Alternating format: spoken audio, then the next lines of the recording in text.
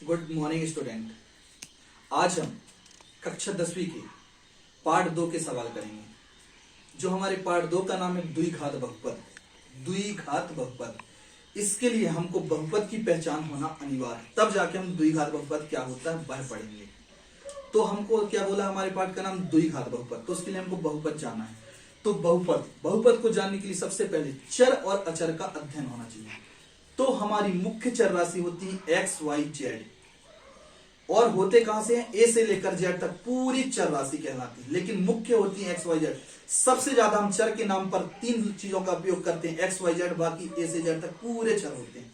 और अचर 1 2 3, इनको जब जानेंगे तभी हम बहुपद के बारे में जानेंगे। जहां पर एक्स वाई जेड या ए से लेकर जेड तक कोई भी संख्या होती है वह बहुपद कहलाते हैं। वह क्या कहलाते हैं, बहुपद। तो आप देखिए, यहां पर x दिया है, ये बहुपद है। यहां पर y दिया है, ये भी बहुपद है। तीसरे में y दिया है, ये बहुपद है। चौथे में भी y दिया है, ये भी बहुपद है। पांचों में x दिया है, ये भी बहुपद है। छठों में y दिया है, सातों में z दिया है, आठों में x दिया है, नौवां में y दिया है, 10वां में z दिया है, 11वां में x दिया है, ये भी बहुपद है। लेकिन यहां देखिएगा तो करनी 2, क्या कहते हैं, जो 2 दिया हुआ करनी के अंदर है, तो इससे कोई फर्क नहीं पड़ता क्योंकि 2 अचर राशि है, तो ये भी बहुपद है। लेकिन आप थोड़ा सा 12वां सवाल गौर करिए, तो 12वां सवाल में आपको देखने को मिलेगा कि x करनी के अंदर है। x जो है करनी के अंदर है, इस कारण 12वां वाला बहुपद नहीं है, क्योंकि बहुपद होने के लिए कभी भी चर राशि करनी के अंदर नहीं होना चाहिए। इसी के साथ जब आगे गौर करेंगे 13वां, तो 13वां में देखते हैं बाई बटे में है। जब बाई बटे में होता है तब वो भी बहुपद नहीं होता। क्यों नहीं होता, क्योंकि चर राशि कभी भी बटे में नहीं आना चाहिए। तो इस अनुसार 12वां और 13वां दोनों बहुपद नहीं है।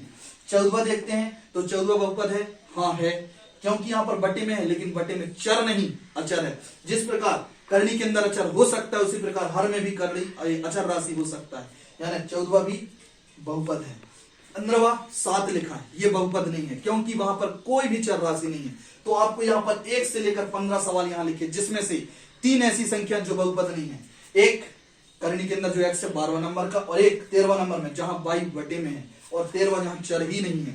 यानी बहुपद होने के लिए चर राशि करनी के अंदर ना हो, चर राशि हर में ना हो, और चर राशि ना हो तो वह बहुपद नहीं होता। यह है बहुपद की पहचान। यहां तक तो आप समझ ही चुके होंगे। दूसरा हमारा द्विघात बहुपद, हमारा जो पाठ है द्विघात बहुपद, उसके लिए आपको यहां देखिएगा, द्विघात बहुपद के लिए आप देखिए, यहां सबसे बड़ी घात 2 है, यानी ये द्विघात बहुपद को हमारे पाठ है उसको दर्शाता है, द्विघात बहुपद। क्या इसको देखते हैं, यहां भी सबसे बड़ी बात क्या है, 2 है, यानी ये हमारा द्विघात बहुपद है। यहां देखिए सबसे बड़ी घात क्या है, 3, यानी ये द्विघात बहुपद नहीं है। ये भी द्विघात बहुपद नहीं है। ये वाला भी द्विघात बहुपद नहीं है। इसकी सबसे बड़ी बात क्या है, 2, यानी ये भी द्विघात बहुपद है। जिस चर में अधिकतम घात 2 हो वह द्विघात बहुपद कहलाता है। एक बार और सुनिए द्विघात बहुपद की परिभाषा, एक ऐसा बहुपद जिसकी अधिकतम घात 2 हो, एक ऐसा बहुपद जिसमें अधिकतम घात 2 हो, उसे द्विघात बहुपद कहते हैं। तो यहां देखिए 2 की घात है सबसे बड़ी, यानी ये द्विघात बहुपद है। यहां पर 3 की घात है, ये द्विघात बहुपद नहीं है। ये भी द्विघात बहुपद नहीं है, लेकिन ये द्विघात बहुपद है। ये नहीं है, ये है। ये तो दोनों तो बहुपद ही नहीं है, तो द्विघात बहुपद की तो बात ही अलग हो जाती है। ये भी द्विघात बहुपद है और ये नहीं है।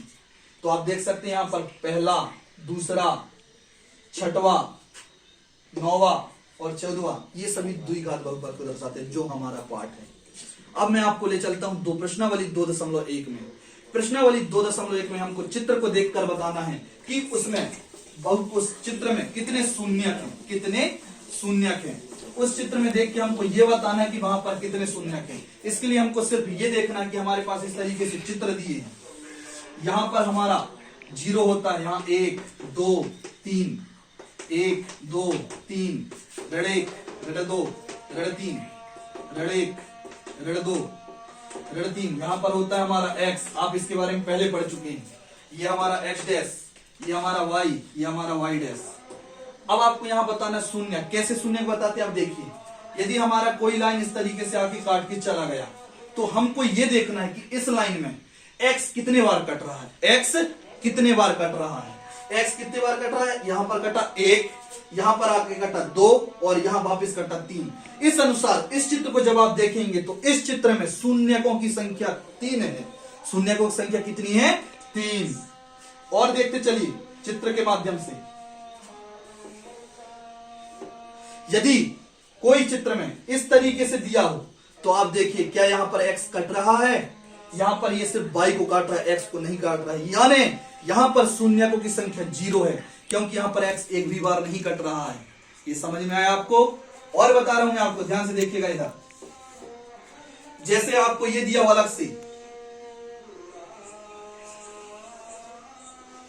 अब यहां देखिए शून्यकों की संख्या, तो यहां पर देखना है कि x को कितने बार काट रहा है, तो यहां पर जो काट रहा है तो ये एक ही गिनती में आता है, एक ये काटते गए 2 और यहां पर छूते हुए गए ये 3। छूना मतलब एक बार गिनती करते हैं उसके। तो इस अनुसार इस चित्र को देखेंगे तो आपको यहां पर 3 शून्यक दिखेंगे। यदि वह स्पर्श बस करता है तो वहां पर 1 होता है, और काट के भागता है तो भी 1 होता है। ये स्पर्श किया, इसके बाद स्पर्श करके लौट गया, यानी इसकी गिनती 1, ये काटते हुए 2 और ये फिर स्पर्श करके चला गया, यानी 3। इस चित्र में पर भी 3 शून्यक है, यानी आपको चित्र में शून्यक एकदम सरल तरीके से समझना है। x को कोई रेखा जितनी बार काटती है उस चित्र में उतने ही शून्यक होते हैं। मेरी बात समझ में आ गया? एक बार पुनः आपको समझाता हूं। चित्र में x को कोई रेखा जितनी बार काटता है उसमें उतने ही शून्यक होते हैं। ये मैंने आपको चित्र के माध्यम से बताया। अब आपको मैं बहुपद के माध्यम से बताता हूं कि बहुपद में कैसे जानेंगे कि शून्यक होते हैं। शून्यक को हमको 3 तरीके से पढ़ना है। शून्यक हमको 3 तरीके से पढ़ना है। पहला चित्र, आपको चित्र के माध्यम से मैंने बता दिया। दूसरा बहुपद के माध्यम से, जैसे लिखा हो x² + 3x + 2, 2 + x³ 5 + x⁵5 + x⁵4। ये आपके सामने 3 सवाल लिखे हैं। एक लिखा है 1 + x। इन सभी में पहला, दूसरा, तीसरा, चौथा, इन सभी में शून्यकों की संख्या बताना। ये आपके 2.1 में सवाल है, लेकिन 2.1 में आपको सिर्फ चित्र दिए हैं, मैं आपको सवाल के माध्यम से बता रहा हूं। इस सवाल को देखिए ध्यान से और बताइए इसकी सबसे बड़ी घात क्या है। तो आप देखेंगे इसमें सबसे बड़ी घात 2 है, यानी इस पहले में मात्र 2 शून्यक है। कैसे बोलिए हम?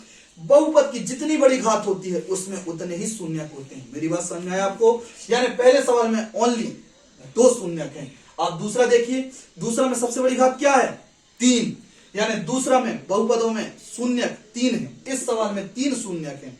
अब आप तीसरा देखिए, तीसरा में देखिए सबसे बड़ी घात 5 है कि 4 है, तो आपको देखने को मिलेगा सबसे बड़ी घात 5 है, यानी तीसरा सवाल में 5 शून्यक है। इसके बाद चौथा सवाल देखिए, चौथा में यहाँ x है, इसमें कितनी घात है? 1, यानी यहाँ पर 1 शून्यक है। और यदि हम यहाँ पर लिख दें 5, यानी यहाँ पर चर राशि है क्या? यानी यहाँ पर शून्यक एक भी नहीं, यानी 0। तो यदि आपको सवाल इस तरीके से दिया हो तो आपको ज्यादा डाउट नहीं होना, सिर्फ इतना दिमाग लगाना है कि इसमें सबसे बड़ी घात क्या है। सबसे बड़ी घात 5 है तो 5 शून्यक, 3 है तो 3 शून्यक, 1 की घात है तो 1 शून्यक, और कोई बहुपद ही नहीं है तो 0 शून्यक। ये आपको चित्र सवाल के माध्यम से। तीसरा मौखिक माध्यम, इस तरीके से लिखा हो। तीसरा क्या चीज? नाम के तरीके से, रैखिक बहुपद, द्विघात बहुपद, त्रिघात, पंचघात,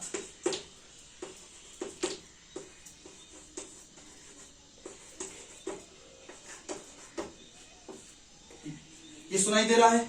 यहां पर देखिए रैखिक, रैखिक मतलब नाम से ही पता चल रहा है उसमें अधिकतम घात 1 होता है, यानी इस पर 1 शून्यक होगा। ये लिखा है द्विघात बहुपद, द्विघाती बहुपद, यानी इसकी अधिकतम घात 2 होगी, यानी इसमें भी कितने शून्यक होंगे? 2। ये तीसरा पढ़िए, क्या लिखा है? त्रिघाती बहुपद, यानी 3 की घात सबसे बड़ी, यानी इसमें 3 शून्यक। और चौथा लिखा पंचघाती, यानी इसमें 5 की घात यानी है अधिकतम, इसलिए इसमें 5 शून्यक। यानी सीधी सी बात है, आपको कोई बोले कि कोई दशम घातीय बहुपद है उसमें कितने शून्यक होंगे तो आपको ज्यादा टेंशन नहीं लेना, सिर्फ बताना है 10 शून्यक है।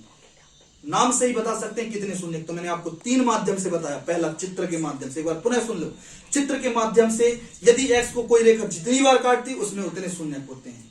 दूसरा बहुपद को पढ़कर, बहुपद में यदि सबसे बड़ी घात जितनी होती है उसके अनुसार उतने ही उसमें शून्यक होते हैं। तीसरा नाम के आधार पर, रैखिक, द्विघात, त्रिघात, चतुर्थ घात, इसके आधार पर जितनी घाती बोल रहा है बहुपद उसमें उतने ही शून्यक होते हैं।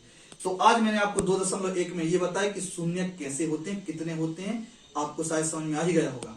क्लियर है? धन्यवाद।